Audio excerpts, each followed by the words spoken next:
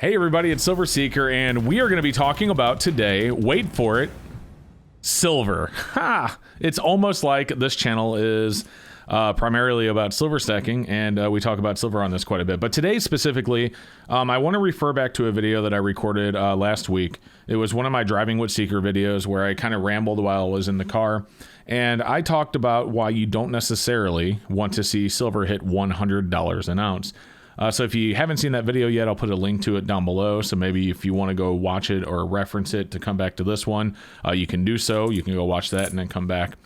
And I got a bunch of silver in front of me just for display purposes while I talk into the microphone. But in that video, I talked about why you don't necessarily want to see $100 an ounce silver because, in my opinion, I think for silver to hit $100 in today's money, which means what $100 is worth for goods and services, for exchanging goods and services today, would require, in my opinion, a pretty large collapse of the value of our dollar. I'm not saying it would go to zero, of course, but I think if silver were to get to $100, say tomorrow, I think there's going to be some serious financial, some serious economic impacts that are going to have to cause that. And the reason I say that is in this video you're going to hear me repeat a couple of things in this video, but I just want to make sure I touch on a few things. I want to clarify a few points. We talked about, like, this here is a 1964 quarter. Now, this 1964 quarter in 1964 could buy you roughly a gallon of gasoline today. This silver quarter is worth, as silver value is concerned, so in other words, what it melts for, it's worth about $4. So today, if you sold this for just what it melts for what the spot price is of the silver that's inside of this 90% silver quarter, that is enough to buy you a gallon of gas. Now, granted, it's getting closer to being less than that. It's not too far off. I actually just paid $3.05 for a gallon of gas today, which is very, very high for my area. We usually have pretty low gas prices where I am. But regardless of that fact, this is still worth at least a gallon of gasoline, just like it was back in '64. And throughout the recent history of the United States, going back to even all the way back into like the 30s, 40s, when we started tracking gas prices, historically, silver, the value of the silver, the amount of silver in your silver coinage back then versus what it's worth today is kept up with a gallon of gas or better. So the argument for $100 an ounce silver then is stating that this silver quarter, if silver were worth $100 right now, this silver quarter would actually be worth enough to get you around 5 gallons of gas, which historically, outside of a couple of years where the silver market really went up, has never happened. We can look at 1980, and I definitely want to touch on 1980 in this video because I get a lot of comments about 1980. I also want to talk a little bit about 2011. Now, before we talk about those things, just remember that everything I tell you is my opinion. That disclaimer is very, very apparent as I put it down in the description of every one of my videos as well. But, I'm not a financial advisor, and I would not recommend that you make financial decisions based on just what I'm going to tell you. I just like to tell you what I think, what my opinions are, and then you can go and do your own research.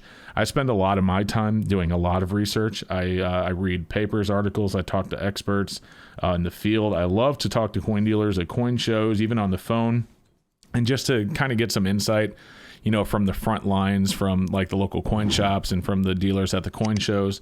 I've even had interviews with, I had an interview with someone from SD Bullion a little over a year ago, and that was very enlightening as well.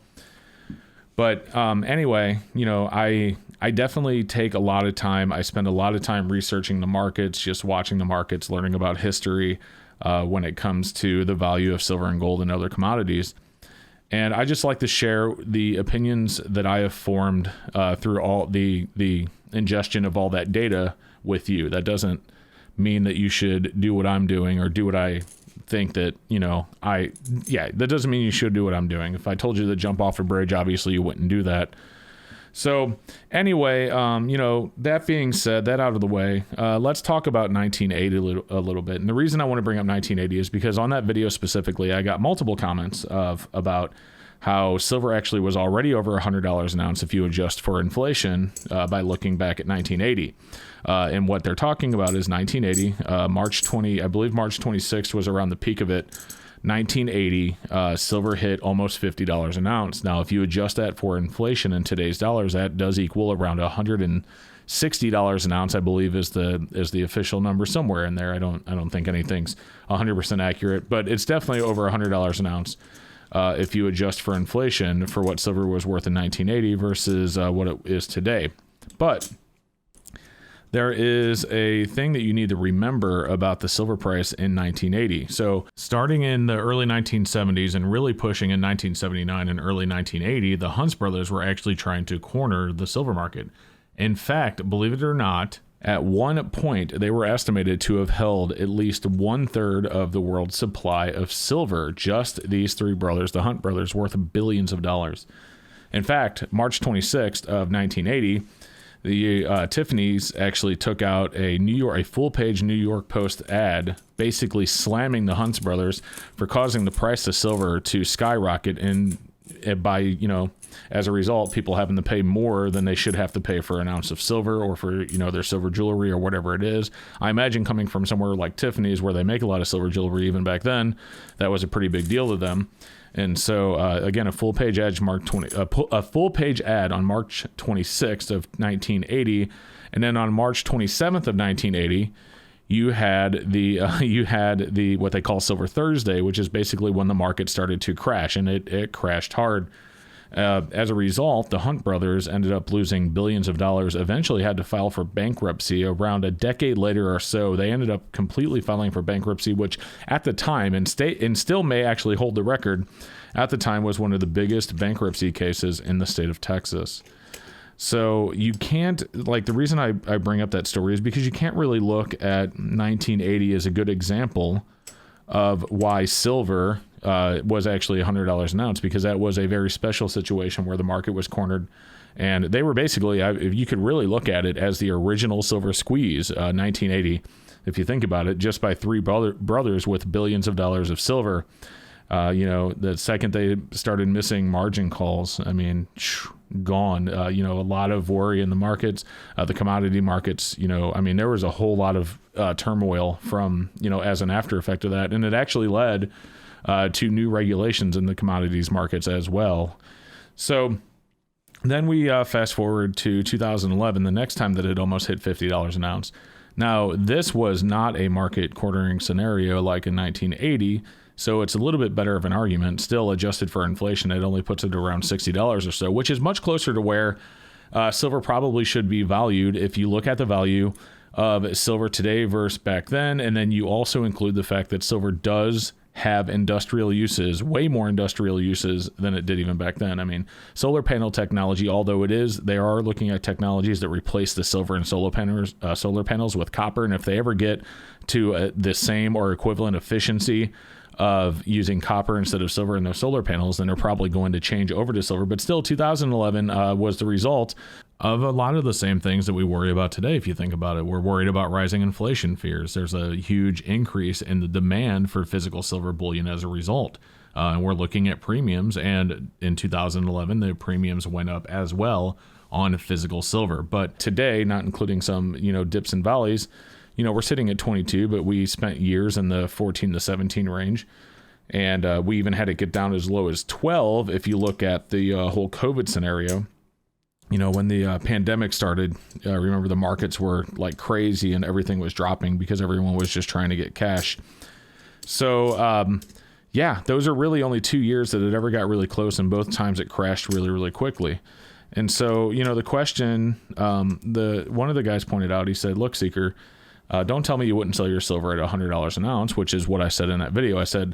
I specifically said, I won't sell silver at $50, or I'm sorry, let me rephrase. I said, I probably wouldn't sell silver at $100 an ounce, but I might sell it at 50. And that sounds counterintuitive, but the reason that I said it is because I think silver can realistically reach $50 an ounce without any major economic turmoil. I just don't think it can reach 100. It's already did it in 2011. But my point is what we're going through today, when you have politicians, and we don't get into politics on this channel, so we're not going to say left or right, Democrat, Republican. We just don't do that. But when you have politicians that get in front of a microphone and look you straight in the face and say, look, $3.5 trillion is nothing. It's not going to cost us anything. $3.5 trillion is the same as zero.